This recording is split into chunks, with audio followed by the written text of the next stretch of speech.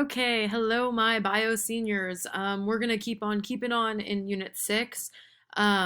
So go ahead and get whatever you are taking notes on and set it up for your notes today. Today we are learning about the circulatory system, or as Ivy likes to call it, the blood system. So what I'd like y'all to do is go ahead and pause the video and answer that question for number 3. Why do we need the circulatory system? What does it do? Bonus points if you can connect this back to Unit 2. So go ahead, pause, try and connect this back to Unit 2, and then come back here and we can chat about it. Okay, hopefully you paused it and you connected back to Unit 2. So why do we need the circulatory system? Why do we need blood? Hopefully you made some connections back to cellular respiration.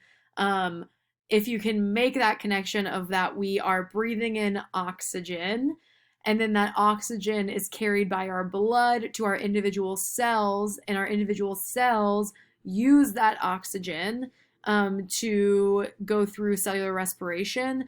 And that cellular respiration uses oxygen to create ATP energy that we can use so then we can move and do all the things that we need to do to function. Then you are really, really, really starting to get it. And if that connection is hard for you to make, then make sure you pop into office hours and we can talk about how all of these different systems connect.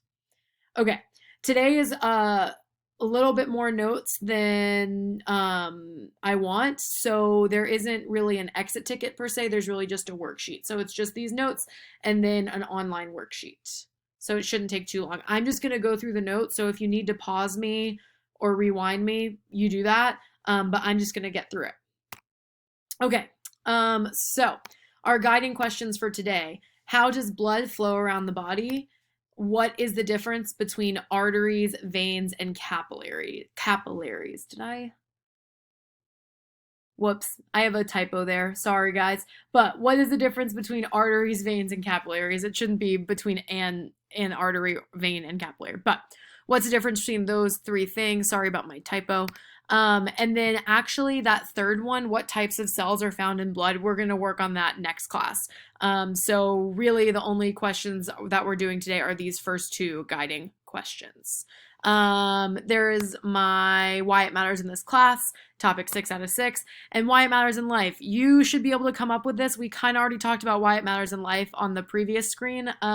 Why do we have to circulate blood? Why do all of our cells need that oxygen? And then here's my funny joke for the day. Human blood cells and Italian blood cells made of pepperonis. Okay, so I'm going to start with how the human circulatory system was discovered. Here, I don't want to be in the way. You don't necessarily need to write this, but it's just good to know, and IB likes you to know it. So our modern understanding of the circulatory system is actually based on 17th century discoveries by this man. He's a physician, or he was a physician named William Harvey.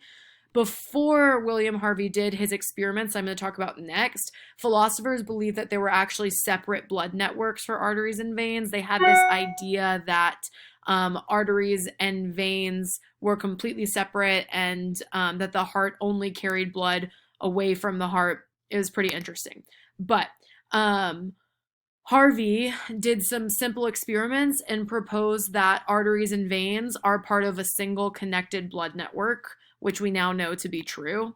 He hypothesized that arteries carry blood away from the heart and veins carry blood back to the heart, which we also know now to be true.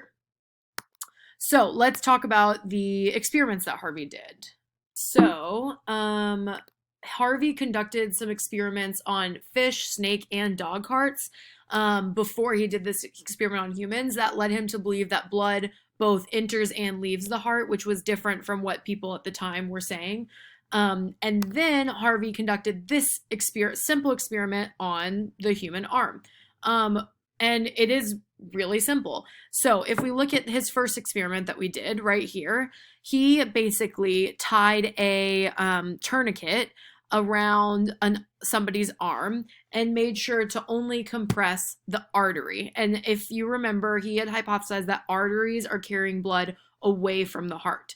So when he did that, what he noticed is that so the artery could still have the artery could no longer have blood flow past that tourniquet, but the veins could still somewhat have blood pass through. What he noticed is that all the blood seemed to pool right here, distended, swollen, throbbing arteries, because that artery was pumping blood away from the heart, but it got stuck right here and it could not make it to the hand. And then he noticed that there would be no pulse and the hand became cold because it wasn't getting any blood. And the veins didn't really have any blood to carry back out of the arm because all the blood was getting stuck right here. And then what he did was that he did a medium tight tourniquet. And when he did this, only the vein here was unable to send blood back out, but this artery was still open and able for blood to flow into the arm. So when he did this, the blood would flow into the arm, and you could detect the pulse, but what happened is that all the blood was getting stuck in the lower forearm because the veins could no longer drain the blood back out and back to the heart. And so when he did this, he basically was able to confirm that the blood is being carried away from the heart and back to the heart. Pretty simple experiment, pretty cool. Okay, so let's go ahead and start with notes. Again, you didn't have to write that stuff about William Harvey if you didn't want to, but let's talk about this human circulatory system. So the human heart is a 4-chambered organ, and it's made up of 2 atria and 2 ventricles. So right here is the left atrium and the right atrium, and then the left ventricle and the right ventricle. The atria, or the atria is the correct plural pronunciation, but the 2 atria here are basically like storage tanks. So this is where the blood returning to the heart is collected, and any blood that's being carried back to the heart is going to be carried through a vein. And then on the other hand, these 2 ventricles, these act as pumps, and this is where blood gets expelled out of the heart, and it's at a really high pressure, and when blood leaves the heart, it's going to leave the heart through an artery. And I'm just going to go ahead and say it now. The blue and the red, your blood is not blue. Your blood is never blue. We just use the blue and the red to help us make sense of which blood is oxygenated, meaning it's carrying oxygen, and which blood is deoxygenated, meaning it's not carrying any more oxygen.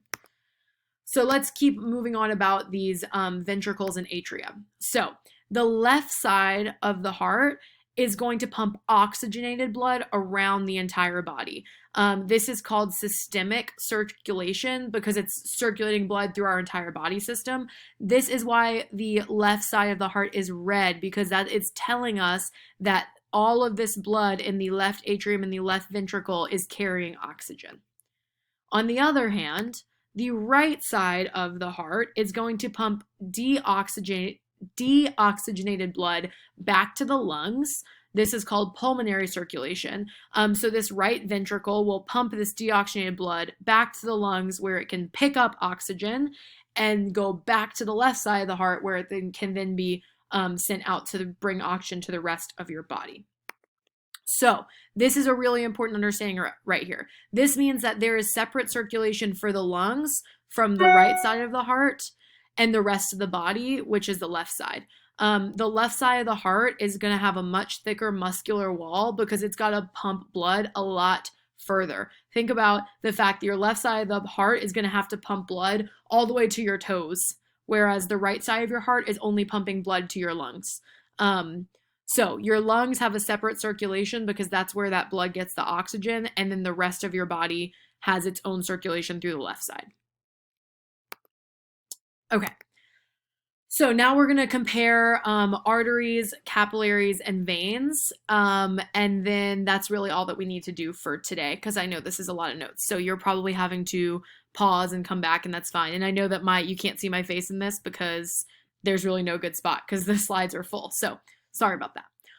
But let's talk about the arteries. So again, the function of the arteries is to transport blood at high pressure away from the heart's ventricles into the tissues of the body and lungs. So arteries carry blood away, always.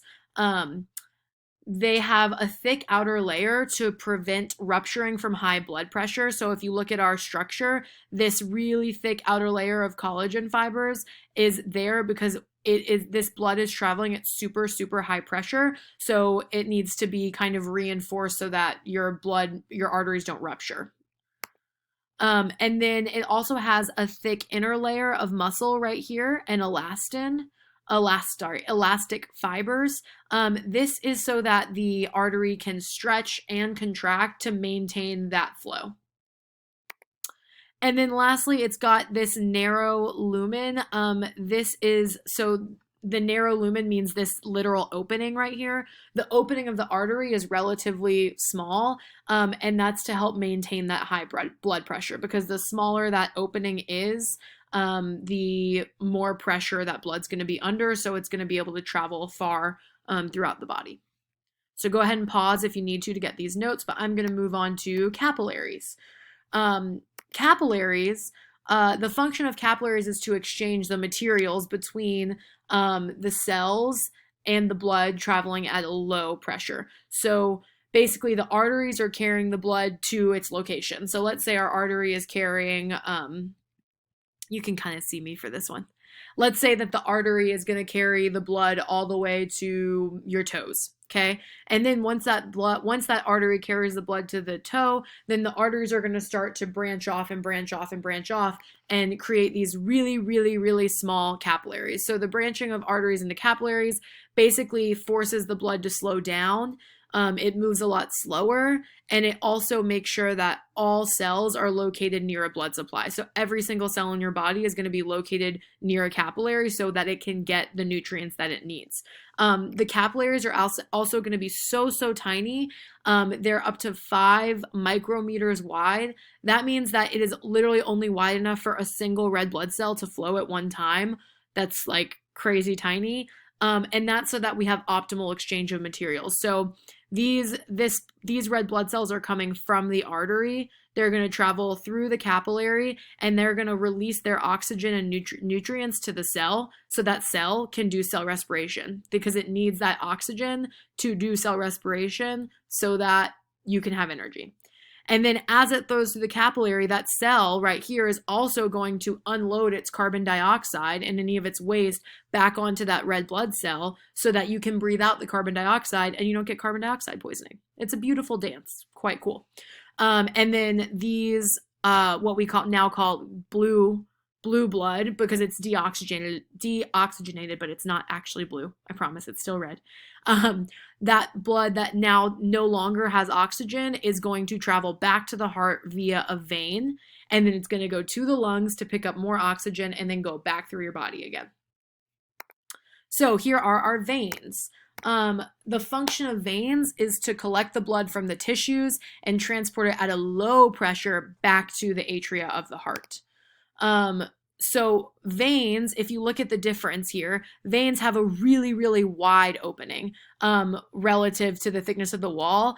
The opening is super wide because it wants to maximize blood flow for more effective return. There's nothing pumping the veins blood anymore. The arteries are the ones that have that pressure from your ventricle, but the veins have to just flow back, so they want to have a really, really wide opening. They have a thin wall, so this thin outer layer that's going to contain less muscle and elastic fibers because it doesn't have to maintain any pressure anymore because the blood is already going to be flowing at a super low pressure. And because this pressure is so low, veins also are going to have valves, which are kind of like, I'm going to show my face so you can see, which are kind of like gates. So they're going to have valves that only open when the blood is flowing in the correct direction, to make sure that there's no backflow. So think about like your legs. Veins have to travel back up toward your heart. And if there were no valves, then the blood would just pool at your feet and you wouldn't be able to have that blood travel back up to your heart. So the valves prevent the blood from flowing backward and back down to your feet or to your hands. Okay, cool. So here is a nice little picture summary of blood flow. that I found on BioNinja. I really like it. It's an overview of the pulmonary and the systemic circulation. So it shows the circulation from your heart to your lungs and from your heart to the rest of your body. So if we see, this is our right side, our right atrium and our right ventricle, and the right ventricle is going to pump blood back to both your lungs, where that blue blood, which we know is not actually blue, is just deoxygenated, it's going to pick up oxygen. And all these little spiderweb looking things, these are capillaries. So the capillaries in your lung is going to pick up oxygen, also drop off that carbon dioxide that it picked up from your tissues. You breathe out the carbon dioxide, breathe in the oxygen, and then that red blood, which is now oxygenated, is going to go back into your left atrium and then pump out of your left ventricle and go all around your body. So it's going to go to your upper body, it's going to go to your gut, to your kidneys, and to your lower body. So those arteries are pumping the blood away from the heart. Then we go through this spider web like capillaries to transport those nutrients, so to drop off the oxygen, to pick up the carbon dioxide and waste. And then veins are going to carry all of that deoxygenated blood back to the right atrium, back into the right ventricle, back to the lungs, and it just keeps circulating. Pretty cool. So what you can do now, because this video is great, is go watch this video now. It is an awesome, really short summary of the circulatory system, and it also talks about a little bit about the respiratory system and how we breathe in oxygen through our lungs. So go ahead and watch that video first. I have it linked on Google Classroom. And then your assignment for today is going to be to complete the online vein versus artery worksheet. So you're going to use the linked Google Classroom or Google Form worksheet in your notes and this video. You can use BioNinja if you need it as well, and complete the questions that compare arteries and veins. They're pretty simple. I just need like one sentence. I just want to make sure you understand the difference between arteries and veins. Looking at this picture and what I already told you, you should automatically know which one is a vein and which one's an artery. And if you're struggling with that, then I should see you at office hours today from 2 to 3 p.m. All right. I hope you guys have an awesome, wonderful Tuesday. Make today awesome. See you at office hours.